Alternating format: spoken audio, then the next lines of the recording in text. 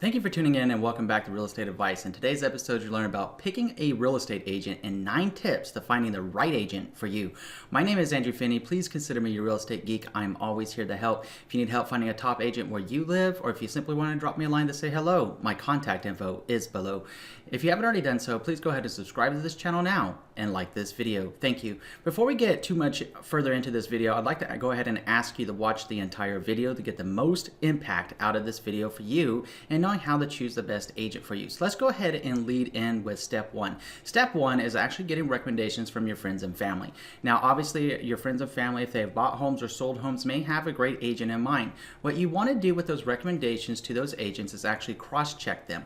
And when I say that, what I'm talking about is get the agent's name, get their contact information, of course, and go ahead and do a Google search. The reason you want to do a Google search is what you're going to be looking for is the agent's ratings, their reviews, and their past sales performance, along with any other professional designations they may have. Consider it like this, or look at it like this. If you're going to make a major investment into buying a home, or if you're going to make a major investment into selling your home and you want to get the best deal possible, then you absolutely should consider checking in agents' ratings. The agents' ratings are assigned to them by actual past clients they've worked with that had taken the time to go ahead and rate them. Now, don't hate too much if they're not a 5-star rating. Most of these ratings only go up to 5 stars anyways to be perfect. And if they don't have 5 stars, well, look, let's temper it with a little bit of reason. One of the reasons that could be is because it's hard to make everybody happy 100% of the time, and there could have been one-off situations here and there. That being said, as long as they're a 4-star or above agent, and there's those 4 stars, if it is a 4-star agent, they might have like 20, 30, 40, 50 reviews, what have you, then okay, then there's a balance there. Now, if it's like 5-star review and it's only 1, well, that's not a whole lot of information to go off of. But if it's a 5-star review and that agent has 40, 50, 60 or so reviews, okay, I guess you're going to be in pretty good hands there. The next thing you want to do is actually take the time once you say, hey, I like their ratings, let me go ahead and check out their client testimonials. Client testimonials are extremely impactful because these are real people just like you that are working with this real estate agent and is sharing their experiences. Specifically, those testimonials that are a little bit longer are going to give you the most meat and the most insight into how this agent operates and how this agent performs and whether they're helping people buy or sell a property. It's really important to take the time to read those testimonials and see if that agent is going to be right for you. It may have been right for your family member, doesn't necessarily mean they're going to be right for you. Check out the testimonials and check them out. You can also check out an agent's past sales very simply. All of this stuff is very simple to check out on Zillow. Just type in an agent's name. So if you typed in like Andrew Finney Zillow reviews, my name would come up and you would see all of my past sales history. My teammates will be on my Zillow page as well, along with the client testimonials that we have as a team, for mine personally and some of my teammates having some of their testimonials on there as well. So you'd be able to check that stuff out. If you scroll down a little bit further, you're going to see where it says past sales, or to the side you're going to see a number like 26 or 30 or 50 or 60 or whatever the case may be. That represents the 12-month running average of the past 12 months sales performance of that agent and or team. So what you want to be looking for there is specifically an agent and or team that has at least 12 or more closings over the past 12 months.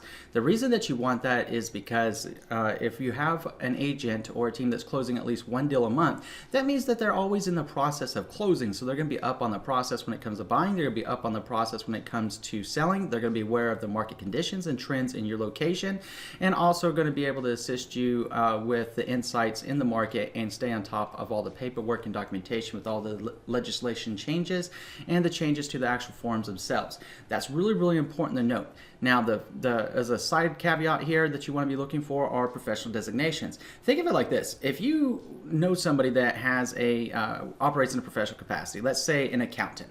Let's say they're an accountant, but they don't have a CPA or a CMA or any other, like maybe a forensic accountant. They don't have the right designations to go along with it.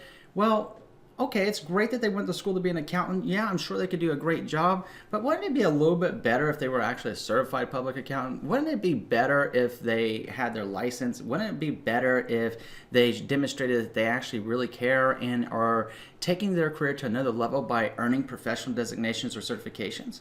Well, it would, right? We always want to work with the absolute best and the people that are most knowledgeable and that are actually passionate about what they do, as opposed to what maybe people that consider it like a job. as opposed to somebody that considers it like a passion-filled career. There's a big difference in between someone that's passionate about what they do and those that aren't. I'm sure that you could think of a few people right now that you go to work with every day. They're just like 9 to 5, clock in, clock out, as opposed to, hey, you know what? I'm all about the team. I'm all about the company. I'm all about what we can do to help the people that we service.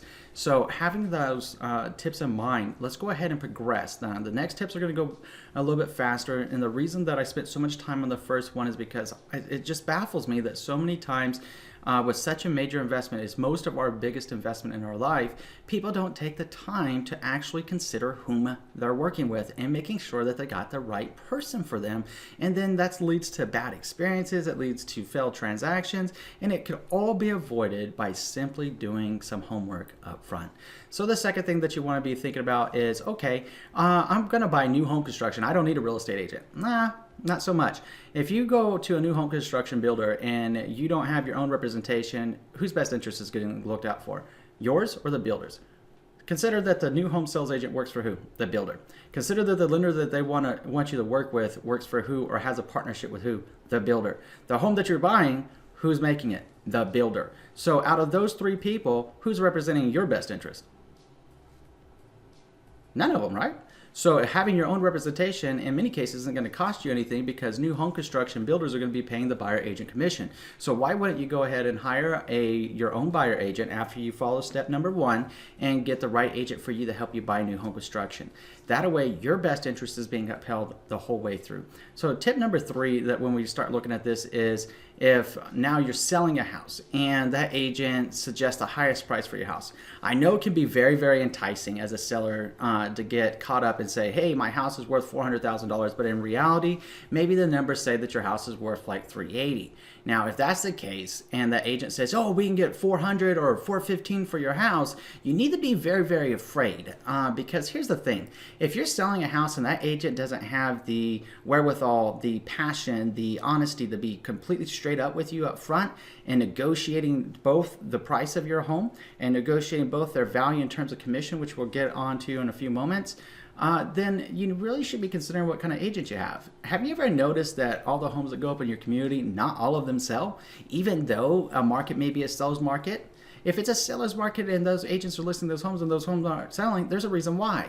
And it only comes down to several different factors that you could watch some of the home selling videos that I've made for more information about that. But some of those factors obviously are overpricing the home.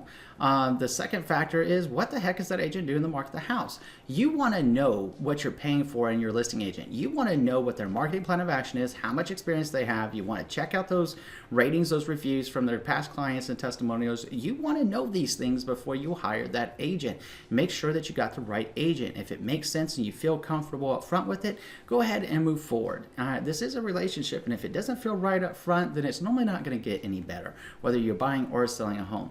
So when we move into step number 4, we're looking at a part-time agent versus a full-time agent.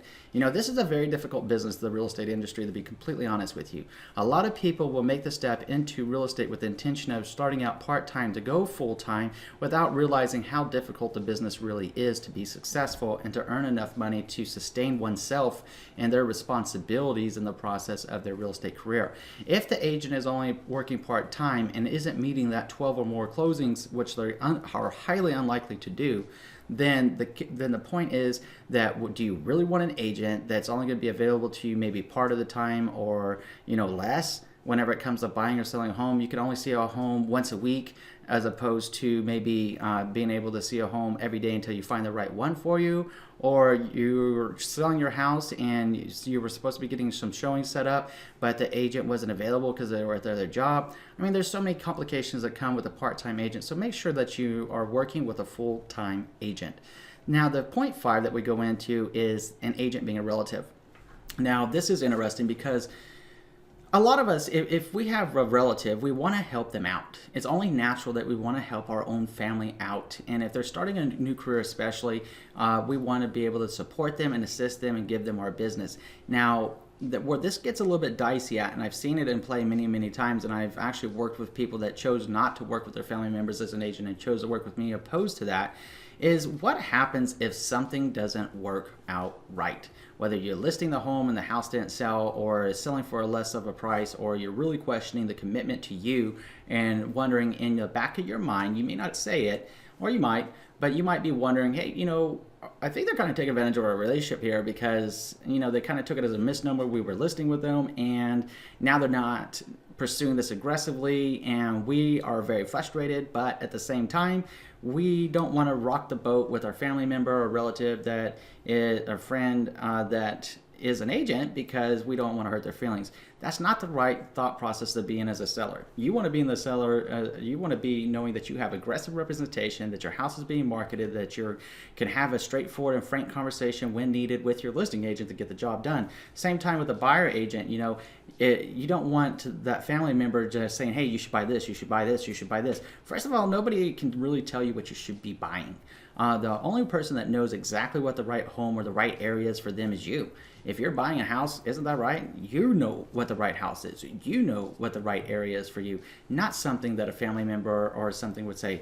Now, that's not saying that real estate agents or family members might not suggest a property to you, but if someone's saying you should buy this, you should buy this, you should buy this, that, to me, as a trusted real estate advisor, that's inappropriate. What should be said is, hey, this is a house that you might want to consider based upon what you're looking for. It seems to meet the criteria that excites you the most. What do you think of this home, and would you like to go see it?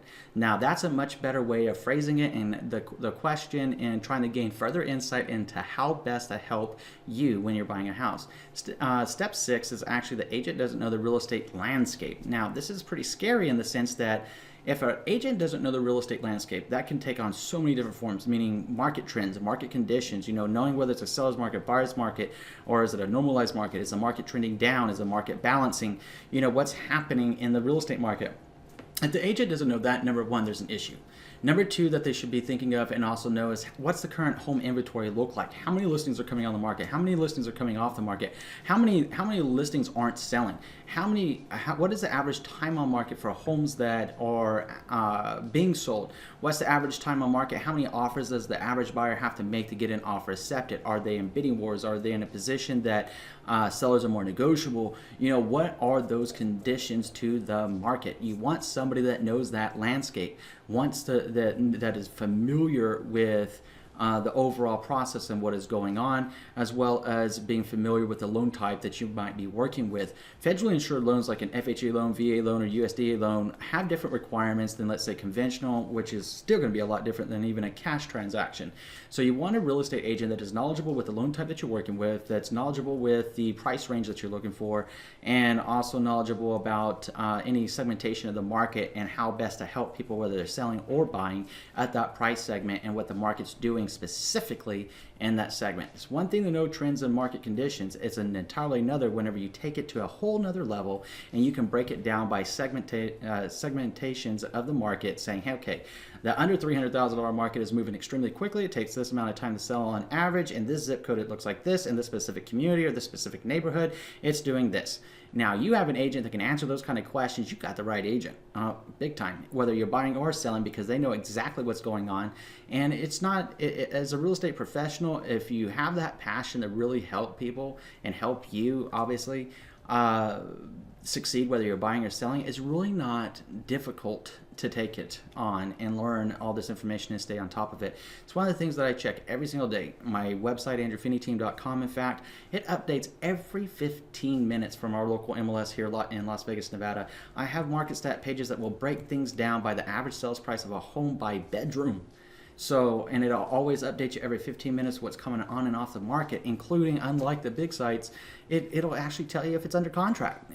So if you're buying a home, it's just like, boom, it's right there for you, and it's going to let you know. So let's move on to point number 7, which is agents that charge the lower commission.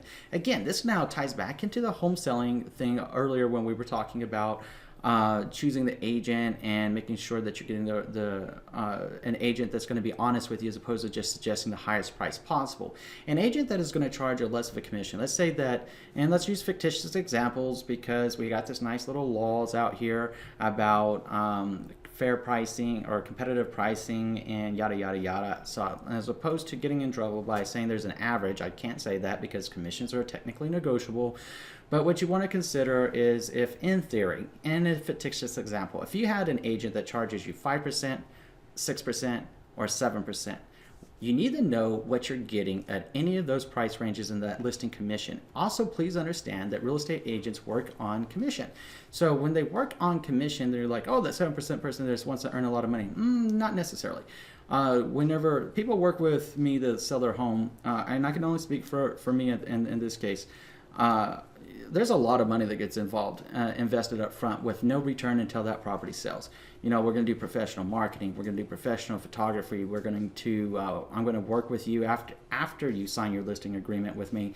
Then what I'm going to do is I'm going to tour your house with you and make suggestions as far as home staging, things that we need to get decluttered, touch-ups that need to be done, any repairs that should be done prior to going on the market so we can stage your home in the best light as possible so that when we go on the market and we play Match.com, we're going to match up with that buyer that wants to marry a 30-year mortgage to buy your house.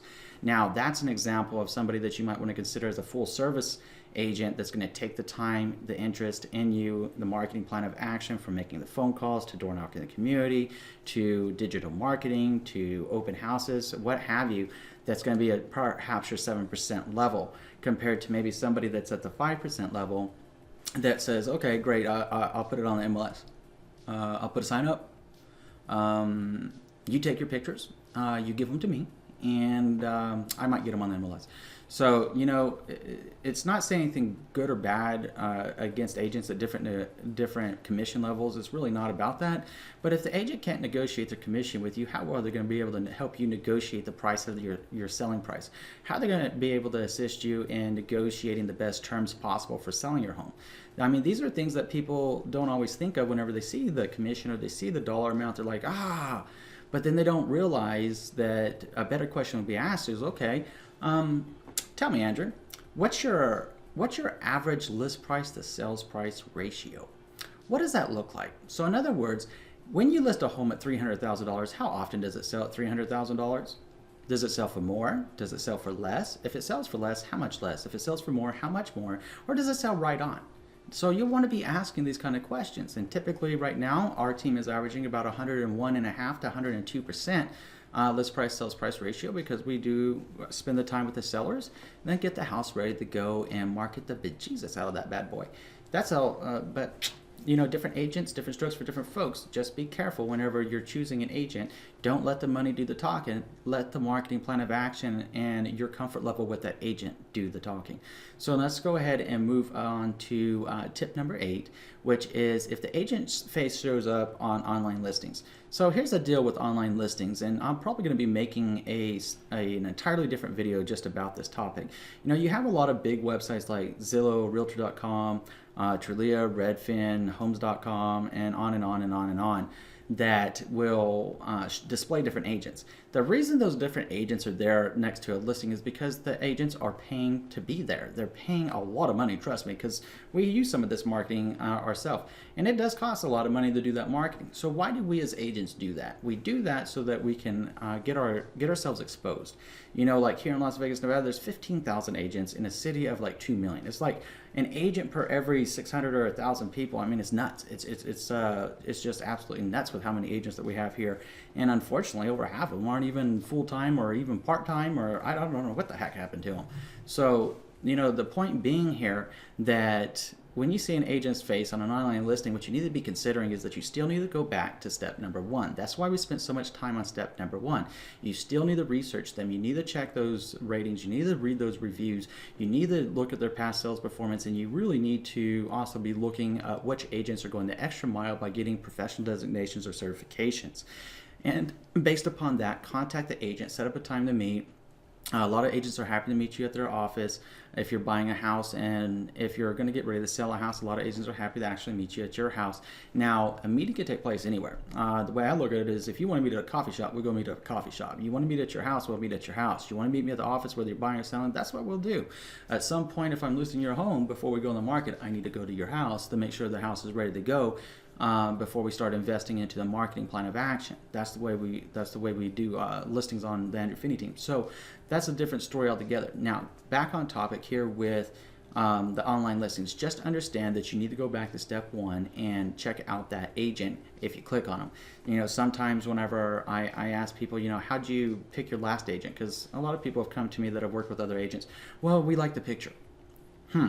So you like the picture. Did you happen to read their reviews and check their ratings and past sales? No, I didn't do that. So how did that work out for you? Oh, it didn't work out good at all. We weren't able to sell our house. Or hey, you know, we weren't able to buy our house. Of course not, because you didn't do your due diligence up front. Again, major purchases here, major things to consider, things that you need to get right. Follow step one. So going into point 9, the agent doesn't usually deal with your property type. So if you have an agent that you're working with to buy a single family home, but maybe that agent specializes in townhomes or condos, markets are going to be completely different, prices are going to be completely different, knowledge base is going to be completely different as far as what does what with those property segments, or if the agent might specialize in land or commercial.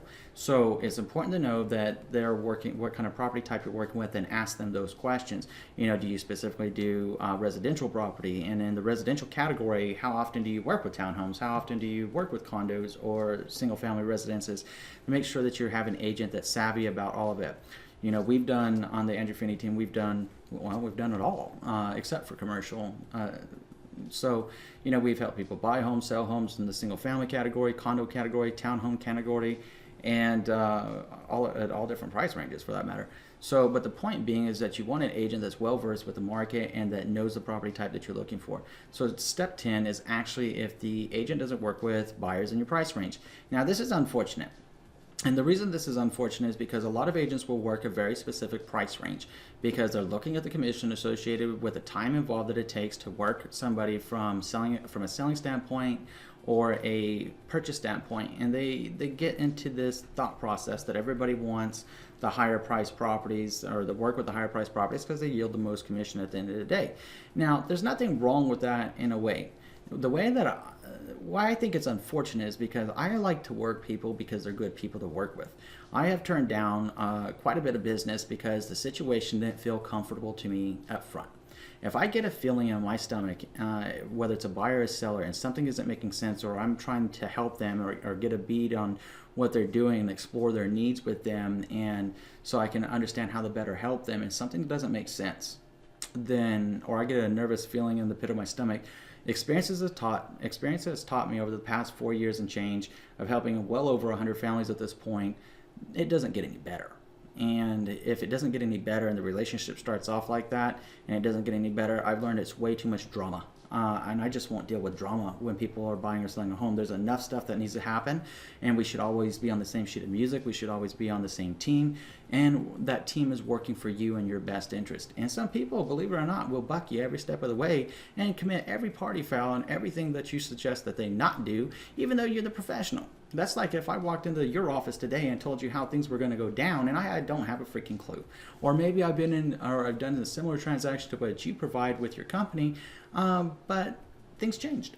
And I'm trying to tell you how it's going to be and everything else, and I'm breaking every cardinal rule and making every sin in the book for your business because I'm just being difficult. That's just not cool. So, you know, if your agent doesn't work in the price range, or if an agent just wants to be specific to a price range, and that's your price range, okay, cool. At the same time, you know, if you're looking for a house that's under $200,000 or a house that's under $300,000 and you're buying your first home, and that agent's not familiar with working for the first-time home buyers or that price range, because let's say maybe they're a $600,000 or $700,000 agent or a $1 million plus agent, then they're not going to have a clue, and they may not even want to work with you.